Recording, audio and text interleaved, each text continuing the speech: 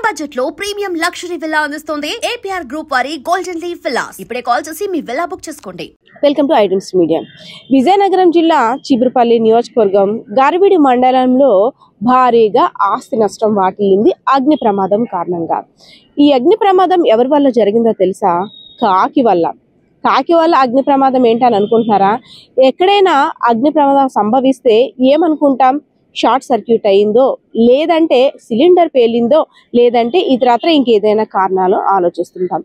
కానీ కాకి గురించి ముందుగా చెప్పుకోవాల్సి వస్తే రామచిలుక, అదేవిధంగా నెమలి అంత అందమైన పక్షి కానప్పటికి కూడా కాకికి మన పురాణ స్థానాల్లో ఒక ప్రత్యేక స్థానం ఉంది. ఎందుకంటే పితృదేవతలకి పిండం పెట్టాలన్నా, ఏదైనా శుభకార్యం చేయాలన్నా, ఏ కార్యక్రమం చేయాలన్నా కాకిని ముందుగా తలుచుకొని దానికి ఫుడ్ పెడుతుంటాం.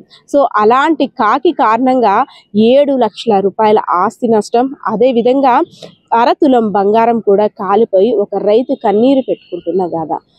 విజయనగరం జిల్లా చీపురుపల్లి నియోజకవర్గం గుర్ల మండలంలోని 4 తాటాకిల్లులు ఉన్నాయి. సో కార్తీక మాసం సందర్భంగా ప్రతి ఒక్కరు కూడా పొద్దున్న లేచి స్నానాలు ఆచరించి తులసి కోట వద్ద దీపాలు పెడుతుంటాం. అందులో భాగంగానే నెయ్యితో చేసిన దీపాలు పెడితే మంచి జరుగుతుందనేసని చాలా మంది విశ్వాసం కూడా. ఆ దీపాన్ని పెట్టేటప్పుడు కాస్తంత ప్రసాదం కూడా పెట్టడం మన ఆనవాయితీ. ప్రసాదం పెడితే స్వామివారు స్వీకరిస్తారని కూడా మనం అనుకుంటాం.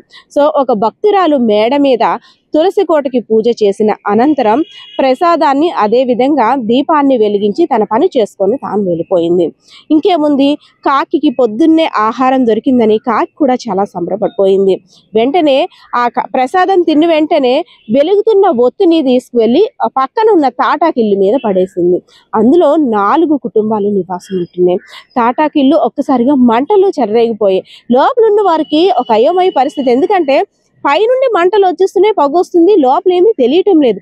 అందరూ అరుస్తున్నారు, మంటలు వచ్చేస్తున్నాయి, ఇల్లులు కాలిపోతున్నాయి, ఇంకెక్కడో అని తీరా చూస్తే వాళ్ళు నివాసం ఉంటున్న ఇల్లే. సో మొత్తం అంతా బయటకు వచ్చేసారు. కట్టుబట్టలతో మాత్రమే వాళ్ళు రాగలిగారు. ఎందుకంటే మొత్తం అంతా కూడా పొగ రుమ్మేసింది. డార్క్ గా అక్కడ అట్మాస్ఫియర్ అంతా కూడా ఒక బొగ్గు వాతావరణంలా కూడా అయిపోయింది. అసలు ఏం జరిగింది? ఎవరైనా గ్యాస్ ఆన్ చేశారా, లేదంటే వైర్స్ ఏమైనా షార్ట్ సర్క్యూట్ అయ్యా అని కూడా ఒక్కొక్కరు అన్ని స్విచ్చెస్ ఆఫ్ చేసామా, లేదా లోపల ఇంకేమైనా ఉన్నాయి, లేదా ఒక్కొక్కరు ఒక్కొక్క ఆలోచనలో ఉన్నారు అండ్ ఆందోళనలో కూడా ఉన్నారు.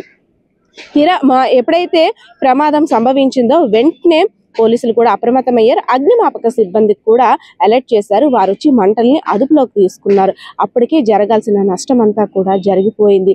అందులో ఒక బాధాకరమైన విషయం ఏంటంటే రబీ పంటకి సంబంధించి గోపి అనే రైతు 1,10,000 రూపాయలు అప్పు తీసుకువచ్చి ఇంట్లో ముందు రోజు రాత్రే పెట్టాడు. అంతేకాదు కూతురు కోసం కొన్న బంగారాన్ని కూడా బ్యాంక్ నుండి విడిపించి లోపల పెట్టాడు. డబ్బులు కాలిపోయాయి, బంగారం కూడా కాలిపోయింది. ప్రస్తుతం ఉన్న రోజుల్లో బంగారం ధర ఆకాశాన్ని అంటుతుంది. అది 1 గ్రామ్ కావచ్చు, 10 గ్రాములు కావచ్చు, తులం కావచ్చు, అరతులం కావచ్చు. కానీ ఆ రైతు యొక్క స్తోమతకి అది నిజంగా భారీ అమౌంట్ అనే చెప్పుకోవాలి. సో ఇదంతా చూసిన తర్వాత అగ్నిమాపక సిబ్బంది వీళ్ళందరినీ కూడా అడిగారు. అదేవిధంగా పోలీసులు కూడా ఎంక్వైరీ చేశారు. తాటాకిల్లులు ఎలా కాలిపోయాయి, అసలు ఎవరెవరు ఏ పనులు చేశారో 4 ఇల్లులు కూడా చెప్పండి అని. మేము ఎవరిని ఏమీ చేయలేదు, పొద్దున్న నుండి కూడా ఇంట్లోనే ఉన్నాం, వంట కార్యక్రమాలు అన్నీ అయిపోయి గ్యాస్ వంటే తప్పితే కర్రలపై వంట కూడా లేదని. సో ఇదంతా చూసుకున్నట్టయితే ఒక ఒత్తి కారణంగాని వాళ్ళు కూడా డిసైడ్ చేశారు. సో ఇది కాకి చేసిన కారణంగా ఇంతమంది కట్టుబట్టలతో నడి రోడ్డు మీద పడిన పరిస్థితి. సో ఇంకేమనాలి, కాకిని అనడానికి లేదు, అదేవిధంగా వీళ్ళని అనడానికి లేదు. అభం శుభం తెలియని పక్షి తన ఫుడ్ కోసం వెళ్ళడం వల్ల ఇదంతా కూడా జరిగిందని, ఆ కాకి వల్ల ఇదంతా జరిగిందని అక్కడున్న వారంతా కూడా ఆ కాకిని తిట్టిపోయడం మొదలుపెట్టారు. సో ఏదైతేనే నిన్న జరిగిన అగ్ని ప్రమాదం కారణంగా 4 కుటుంబాలు రోడ్డున పడ్డాయి. ఒక రైతు కంట కన్నీరే మిగిలిందని అయితే చెప్పుకోవచ్చు. కెమెరా పర్సన్ బాలకృష్ణతో పద్మ, ఐడ్రీమ్స్ మీడియా, విజయనగరం.